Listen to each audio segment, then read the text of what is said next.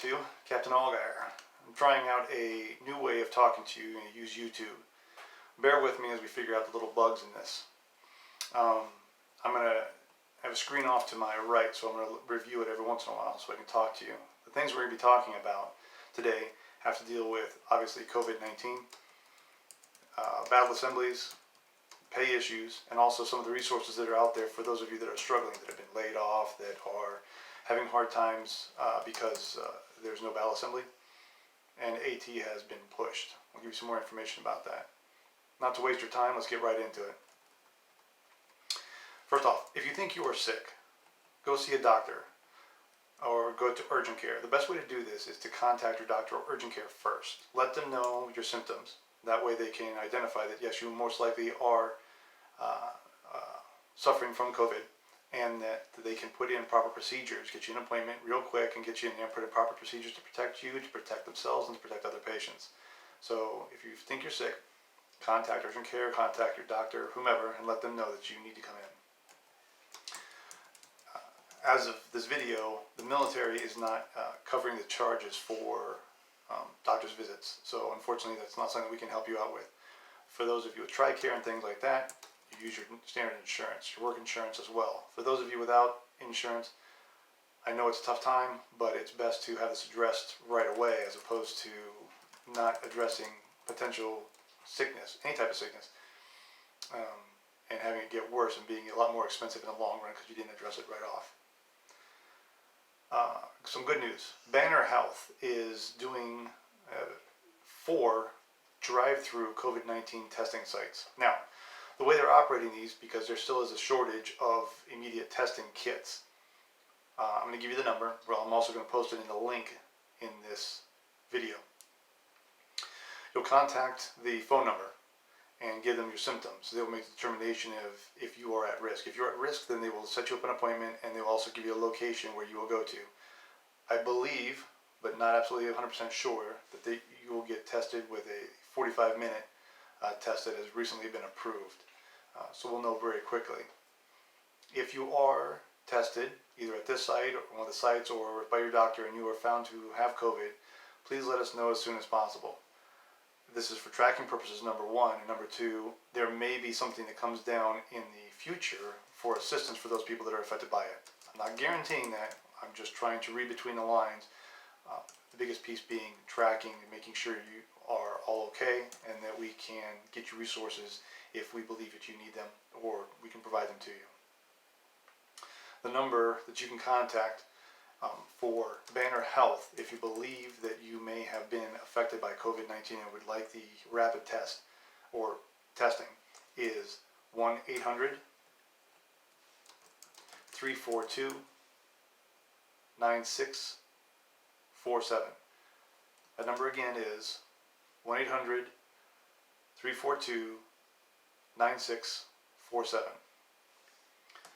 The hours of operation of the 3 sites in Phoenix and 1 site in Tucson are 7 a.m. to 1800 Monday through Thursday, and 7 to 1700 on Fridays. It's not open on the weekends. Okay, now a big one that matters to everybody: pay. Unfortunately, a lot of you have been laid off or have been told to, there's been a work slowdown, restaurant industries, hospitality, large organizations, lots of people that, whatever it happens to be. And so you've taken a hit on your income. We all appreciate that. This is me kind of in my natural environment, and it's also affecting myself, my family, my friends, and you as my soldiers. And so it is a big concern to me.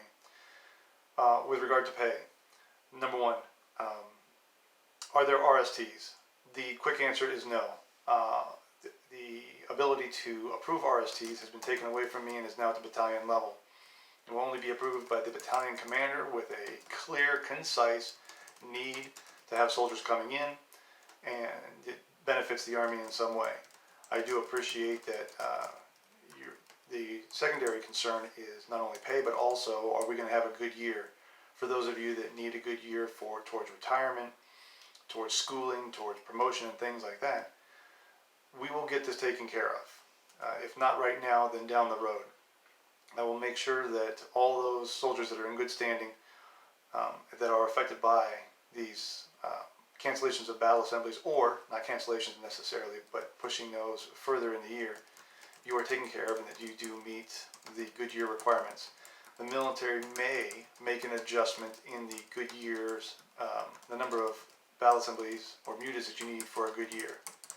So not to worry, we will get that portion addressed. But with regard to pay, RSTs and things of that nature, not likely. Moving on. One of the things that we can do, and it's going to take a few more steps, but you can actually get paid, is through the electronic based distance learning. Its acronym is EBDL. I have to kind of read off the side, so bear with me.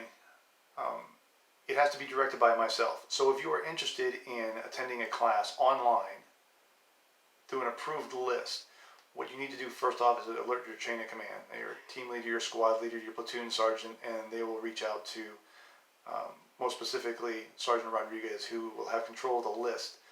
If you're interested in a course, let him know. He will then send that request to me. I will fill out the proper paperwork to send it back to him. We will get you documentation that needs to be filled out and submitted. Once you're enrolled in the course, you need to take the course. You take the course, you'll get certifications and things of that nature that you'll then turn into Sergeant Rod, and then a bunch of more forms, including Sergeant Mateo's, with Sergeant Mateo's help, will then be submitted for pay. Pay is generally 10 days after submission of these forms. So this is not an immediate payment, but you can request a course, take the course, file the paperwork, and then 10 days after that, we should be getting you some pay. And that's about the best I can do right now from my ability to get you soldiers paid. Now, on to some news items. Are we being activated as reservists?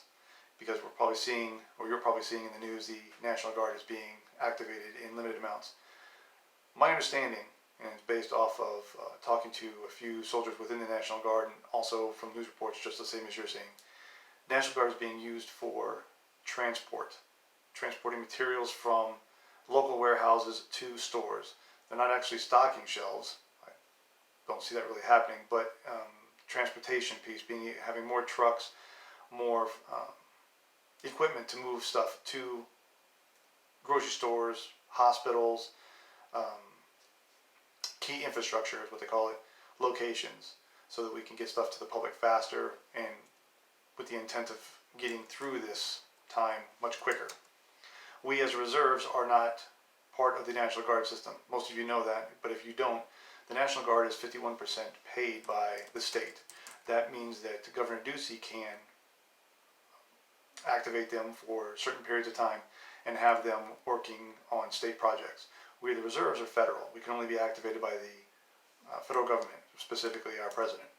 As of right now, we are not being called up. We're not going anything towards martial law or anything like that, so everybody calm down about that. This is just the National Guard assisting in moving supplies, infrastructure, necessary equipment to the right places quickly to help, the citizens. Okay, AT. I guess this is a pay issue, but AT has been pushed to what we call the right, which means future. AT in California, the second part, phase 2, is scheduled right now from July 10th to July 24th. So mark that in your calendars as the possible date for us to do our phase 2 AT in California. July 10th to the 24th. Phase 1, which is going to be that 6 days that we spend in Buckeye doing our warrior task training, that has yet to be determined. The order for all military members to stop moving, stop traveling, and things of that nature is in place until on or about May 11th. That's what is in the Military Times, and that's what's being put out in the news. So we don't have a way of scheduling things as of right now before May 11th. We will let you know. As that pertains to battle assemblies, our first battle assembly back is, I'm not going to broadcast that here, not that it's really OPSEC, but it stays the same, nearing the end of May. If that changes though, I will let you know. And your chain of command will let you know. APFT, we're supposed to be doing an APFT and an MME in April. Those obviously have been postponed. They have not been canceled. Do not stop doing your PT. You can do sit-ups and push-ups in your house and you can run around the block. Make sure that when you run around people, you stay 6 feet away. But you can still maintain your physical fitness. Do that. The APFT will be rescheduled. The ACFT, the new standard, I haven't seen anything adjusted on it. It's going to be coming, but it's not anything that we've worked on so far, so don't focus on that right now, but maintain your physical health. Resources for you to try to help you through these times, be it pay, be it rent, be it housing, whatever the case may be. I don't have the answers for you, but I do have some places you can go to start. Number one, Military One Source. I will put a link in the description for Military One Source to make it easy for you, but you can also call them. They are 24/7, 365 days a year, and you can find out pretty much anything from them. How to file your taxes, locations of good rental properties in your particular area. What do you do? What are the best courses of action in preventing COVID-19? Your contact with it. They can address all these things and point you in the right direction. Usually there's about a 24-hour turnaround time, 24 to 48-hour turnaround time for the bigger questions. If you need a list of places to live, and you need a list of resources for grants or things like that, it takes some time because they research it. They will get back to you. Once again, the link is in the description. And they do have a phone number which I did not capture here. You can look it up online on your smartphone, anything like that. MilitaryOneSource.mil. Let's see. There is a COVID-19 grant. It is through the Military Heroes Fund Foundation program. It's from PenFed Foundation. Link is in the description. And it is a one-time, up to $1,500 grant that they will cover if you meet the criteria for need. You have to go online, you have to fill out a form requesting the grant, and it's up to $1,500 one time to cover rent, mortgage, utilities, something of that nature for a month. That's it. It's not continuous, it's not reoccurring. You get it one time for one thing. And like I said, you have to apply for it. It's a grant, which means they are going to directly pay your creditor. So they're not going to send you the money to pay. They will get your information. Once you're approved, then they will actually send the money for the payment to your creditor. One last thing here. Actually, it's not the last thing, but one last thing I've written down. Taxes. It's being reported, and I have yet to find where it's not accurate. I will get you a for sure answer here shortly. Taxes. Taxes are due April 15th. You have to file your taxes April 15th. There has not been a push to delay that. Where the delay is, and where you have up to 90 days, is your payment. So, you need to file your taxes by April 15th. After April 15th, you have 90 days with which to make any payments if you owe the federal government. That doesn't mean at 90 days you go ahead and start to figure out how you're going to pay for it. It means that you have up to 90 days to start making your payments. So figure that into your financial situation right now while you're budgeting.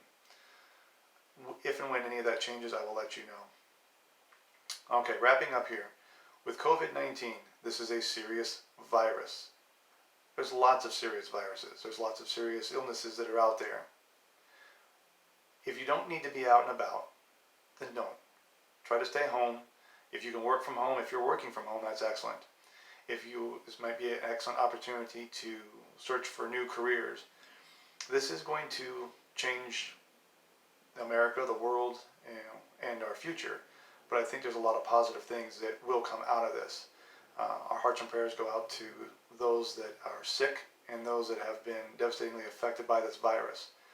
But what we need to do is try to focus on the positive.